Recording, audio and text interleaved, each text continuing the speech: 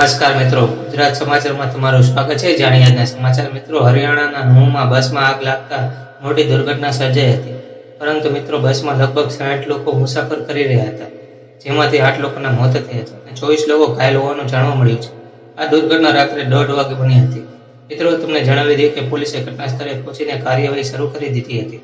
એમાં ઇજાગ્રસ્તોને સારવાર માટે હોસ્પિટલ ખસેડાયા છે। માહિતી મુજબ એક વ્યક્તિ ઘાયલ હોવાનું મોત અને તેનું મોત નિપજતા મૃત્યુ થયો છે। મિત્રો તમને જણાવી દઈએ કે બસમાં મુસાફરી કરી રહેલા શ્રદ્ધાળુઓ ધાર્મિક સ્થળોની મુલાકાત લેવા નીકળ્યા હતા અને વારાણસી અને વૃંદાવનથી પરત ફરી રહ્યા હતા।